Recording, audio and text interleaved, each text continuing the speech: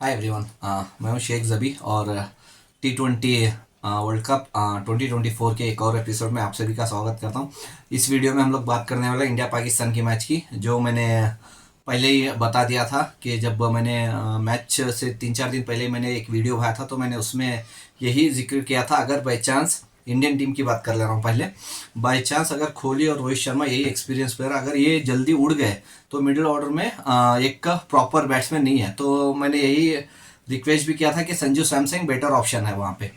और मेरे को सबसे बड़ी चीज़ ये लगती है, विराट कोहली को अपने ओपनिंग ला रहे, अगर ये वर्ल्ड कप छोड़ दे तो मेरे को याद भी नहीं कि इससे पहले कब विराट कोहली ने ओपनिंग किया है T20 में। आईपीएल छोड़ दो, इंटरनेशनल मैच की बात कर रहा हूँ, तो कब उन्होंने ओपनिंग किया है याद भी नहीं है मेरे को। शायद आपको पता हो तो आप मेरे को कमेंट्स कर सकते हैं। तो अक्षर पटेल को इन्होंने चौथे नंबर पे लाया, तो चौथे नंबर पे अगर भेज ही रहे हैं तो उससे अच्छा अक्षर पटेल को आप ओपनिंग करवा देते रोहित शर्मा के साथ। जैसे KKR में सुनील नारायण को ओपनिंग करवा देते, कुछ फर्क नहीं पड़ता, चाहे कितने भी रन बनाए टीम के लिए बोनस ही होते।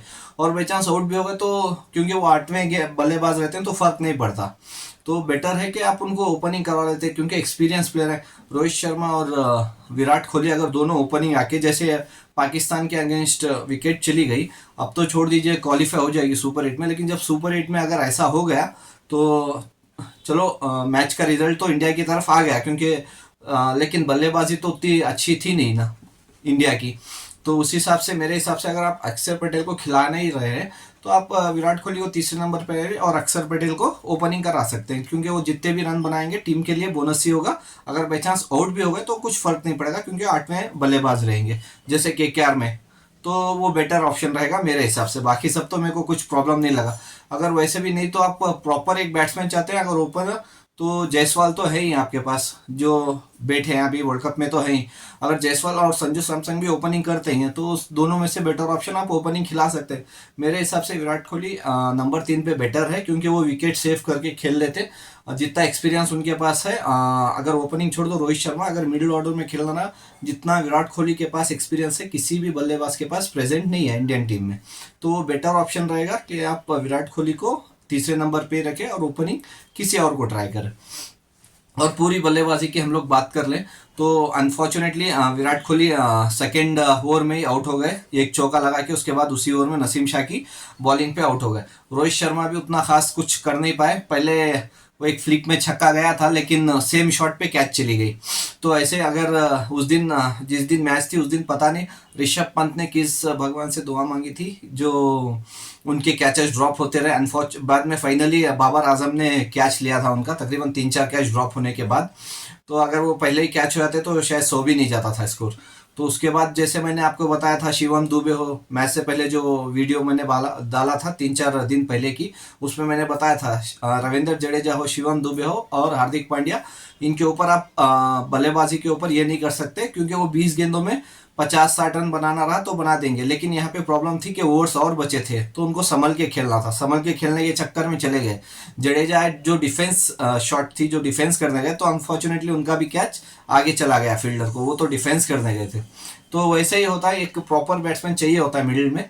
तो एक मेरी राय है कि बेटर विराट कोहली को मिडिल में रखे और ओपनिंग आप संजू सैमसंग या जायसवाल से आप करवा सकते हैं रोहित शर्मा के साथ। अगर हम लोग यहीं पे पाकिस्तान की गेंदबाजी की बात कर ले तो उन्होंने बहुत अच्छी गेंदबाजी की थी, लेकिन फील्डर्सों ने उतना साथ नहीं दिया, कैचेस ड्रॉप हुए थे। वरना और कम में वो इंडिया की टीम को लिपटा सकते थे, शायद 100 के अंदर ऑल आउट हो सकती थी इंडिया की टीम, अगर क्या फील्डर साथ दे देते तो बहुत अच्छी गेंदबाजी हुई वहाँ पे पाकिस्तान की। लेकिन मैं अभी यहाँ पे पाकिस्तान की अगर बल्लेबाजी की बात कर लूँ तो यहाँ पे बल्लेबाजी के साथ साथ इंडिया की गेंदबाजी की बात करूँ तो जैसे ही बाबर आजम आउट हुए, पहले मतलब पहली विकेट जब बाबर आजम की गई, तो उसके बाद रिजवान तो संभल संभल के ही खेल रहे थे। मतलब जो आ रहा था वो अपनी विकेट दे दे के 8-10 रन बना रहा था और जा रहा था, 8-10 रन बना रहा था और जा रहा था पूरी मैच। अगर हम लोग आखिरी 2 ओवर तक भी हम लोग बात कर लें तो ये पूरी मैच पाकिस्तान की ही झोली में था, क्योंकि जब मोहम्मद रिजवान आउट हुए तो उनको ज़्यादा रन नहीं चाहिए था, सिर्फ 40 रन कुछ चाहिए था, वो भी 6 ओवरों में। हाँ, तकरीबन 36 बॉल्स में 40 रन चाहिए था, तो जब रिजवान आउट हुए। और उसके बाद कौन थे पिच पे? इफ्तिखार अहमद और एमाद वसीम, और दोनों एक्सपीरियंस प्लेयर पाकिस्तान की टीम से।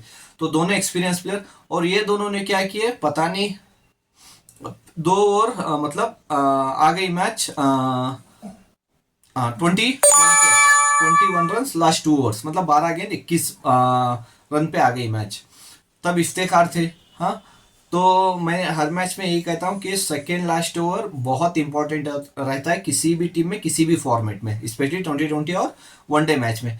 तो वैसे ही सेकेंड लास्ट ओवर आया यहाँ पे बुमराह का, जो सिर्फ तीन रन देके इफ्तेखार को आउट कर दिया। तो वहां पे मैच इंडिया की झोली में है, क्योंकि तब तक मैच पाकिस्तान की झोली में था, क्योंकि 12 गेंदों में 21 रन कुछ बड़ी बात नहीं होती, चाहे वो वनडे हो या T20 हो, क्योंकि सिर्फ 2 या 3 शॉट्स की जरूरत होती है और मैच खत्म हो जाती है वहां पे।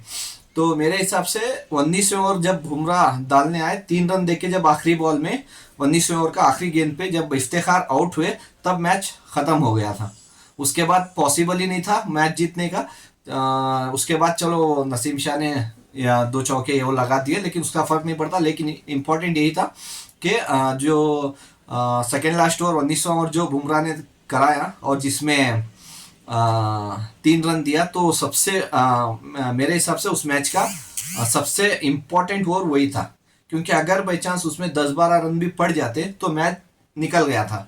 तो 3 रन देना उस पोजीशन पे, और वो भी उस बल्लेबाजों पे जो इमाद वसीम और इफ्तिखार अहमद खेल रहे हैं, दोनों एक्सपीरियंस प्लेयर हैं और तब तक सेटल भी हो चुके थे, 3-4 ओवर खेल चुके थे वो उस पिच पे, फिर भी आके तब इसीलिए उस मैच में बुमराह को मैन ऑफ द मैच चुना गया।